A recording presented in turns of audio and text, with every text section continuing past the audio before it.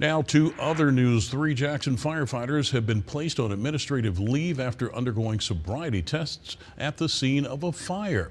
Jackson officials tell us the firefighters visited a downtown establishment while on duty. While they were there, the department was dispatched to a fire at a blighted property. Law enforcement was called to the scene and sobriety tests were administered.